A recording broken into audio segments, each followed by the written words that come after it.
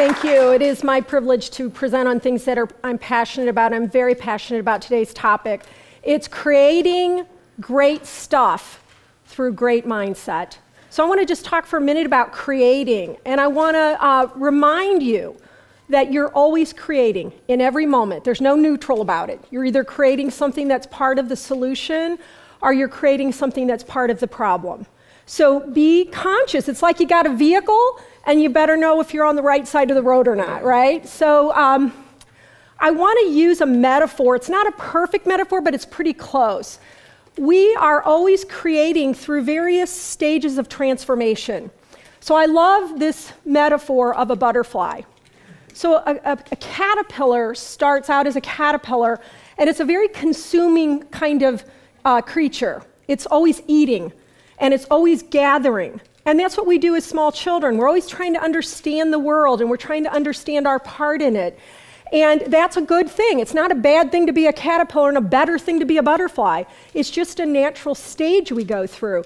And sometimes we get stuck in the caterpillar, or we revert to the caterpillar where we're more about consuming and having transactions with each other than actually becoming that butterfly that isn't about that, right? So what's so cool is that in the caterpillar, it finally gets so bloated with consuming that it gets tired of that. And it's ready for something different, and it stops, and it reflects, in a sense, if it's us. And inside of the caterpillar is what's called the imaginal cells, and that's really what the biologists call them, imaginal cells.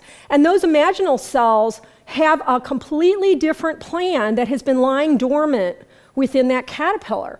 And so when you allow, all of a sudden that, you don't even have anything to say about it in a sense, those imaginal cells start multiplying. And they start to be a bit at war with the caterpillar cells, because just like human nature, we tend to resist growing up. We tend to resist growing into our greatness, right? And so that caterpillar, the imaginal cells just keep clumping together until they kind of overwhelm the caterpillar. And in that state, in the chrysalis, it's kind of a mess.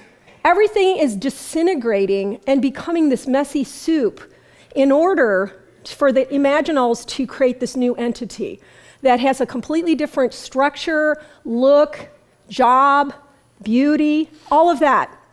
Both parts, equally important. So some of the times we're creating great stuff, but it's still kind of coming from that consumer, transactional caterpillar part of us.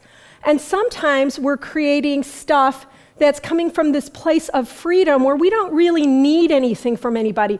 We're just giving something to the world. And that's kind of our happy place, but we have to forgive ourselves when we slip back into the caterpillar, because we still have work in the chrysalis, right?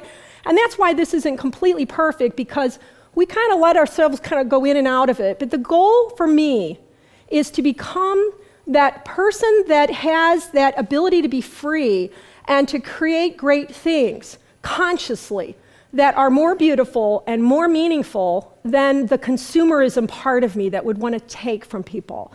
And there's fulfillment, there is joy in living from that place. So one of the things I wanted to read, and this is going to be kind of a religious quote. I apologize to anybody that doesn't believe in God. I hope that you can put the filter on to interpret it in a way that doesn't offend. But it's one of my favorite quotes, and it's out of the Course in Miracles, which is a spiritual practice I have. And it is, "Consider the kingdom that you have made and judge its worth fairly. Is it worthy of a child of God? Does it protect his peace and shine love upon him? Does it keep his heart untouched by fear and allow him to give always without any sense of loss? Does it teach him that this giving is his joy and that God himself thanks him for his giving?" Now, I think when we're creating that kind of kingdom of God, we're creating a chrysalis that is the healthiest conditions to allow that butterfly to take off. And I know that there's a story that says if you cut the chrysalis open without the butterfly doing what it needs to do to come out on its own, it won't be able to fly because it hasn't strengthened its core in that process for growth. And I believe that all of us have possibly, maybe not all of us, have sort of defects in the chrysalis, and we have to go find other chrysalises to kind of correct and heal and move forward. And so I see that as what I see E4E as a big chrysalis, that is a healthy kingdom of God. And you all are doing that, but I want to challenge you to go further with it, because you are these powerful creators, and you want to make sure that you're consciously choosing to create the best possible conditions for yourself and others to be what they can be. So when I think about creating great stuff, we all know what great stuff feels like, right? It feels loving and supportive and encouraging, and it feels beautiful, and it feels like it's, Libby was saying, like the stuff of dreams, right? That's what great stuff feels like. And we also know what not so great stuff feels like. So I want to talk a little bit about our world for a minute. How many of you guys, by raise of hands, think that we have some interpersonal problems in our communities these days? I mean, if you think about the politics, right? How many of you guys, by raise of hands, believe love is the answer? Okay, we all do. The problem is we haven't learned how to do love very well. Sometimes we can be thrown back into the caterpillar mind of consumerism and fear and scarcity because we don't have the core and the strength to maintain not going there. Okay, so love is the answer. We just aren't selfish and determined enough to create it, because it's not the hatred that's causing the problem, it's our lack of determination to create kindness, to create love, to create conditions for people to be free to be part of the solution. So here's a couple beliefs I want to share with you guys. I believe that trustworthiness is absolutely essential. And in my work, when we talk about trustworthiness, we go to every person that has a problem with relationships and we say, here's these 8 ways of behaving that builds trust. Which ones are you not doing? And which ones is the other person not doing? Now let's go to the tool set and figure out how to fix it first in you and then in them. So I just want to mention these values, and I want you to search your own heart and say, yeah, I'm good at that one, not so good at that one, okay? And see where you are with these. One is just being honest. And honesty isn't just, I don't lie on my income taxes or tell stories.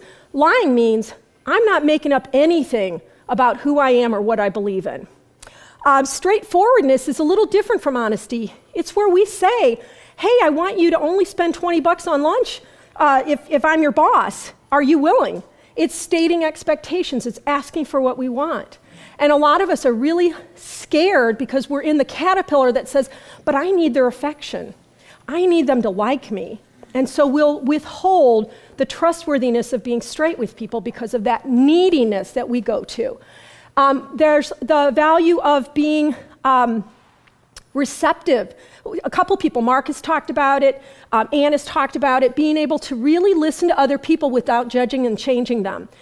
Being able to be respectful, to be able to disclose how you feel. Like, I'm disclosing to you that I have this faith in creating this kingdom, this chrysalis, and I'm disclosing to you who I am, that sometimes I'm the caterpillar and sometimes I'm the butterfly, and it's okay.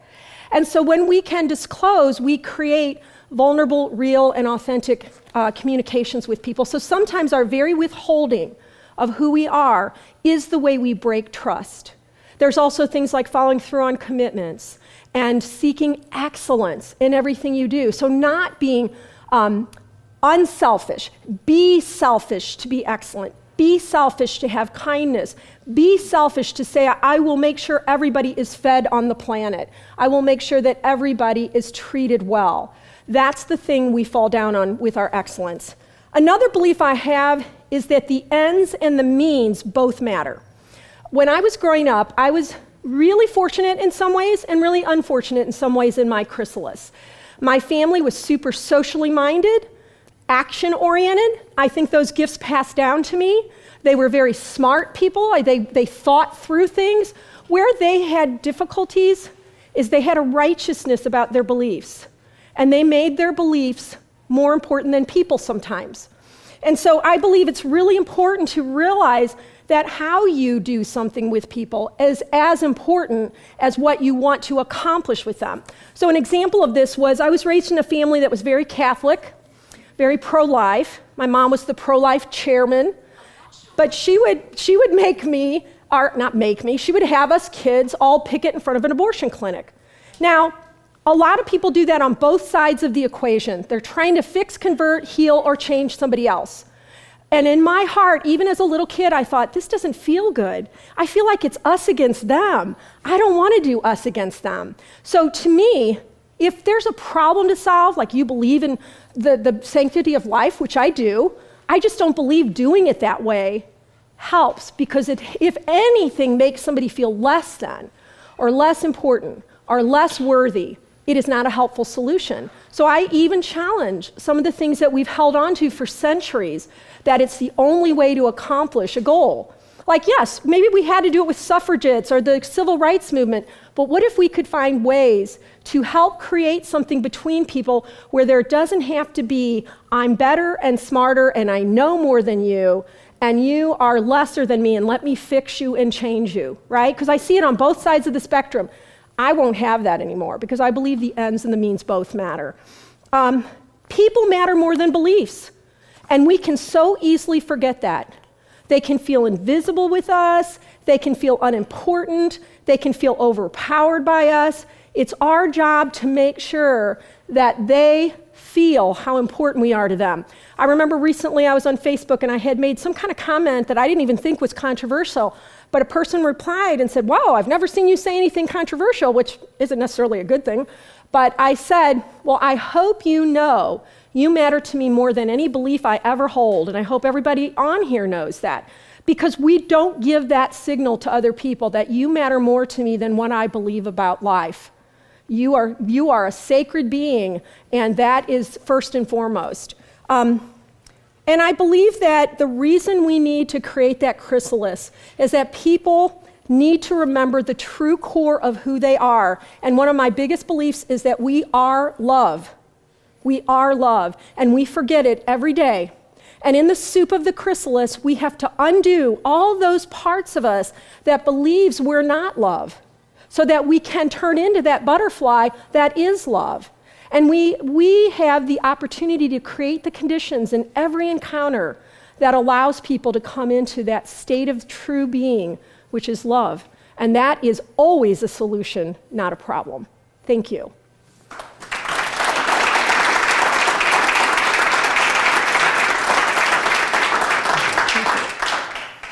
Any questions or comments?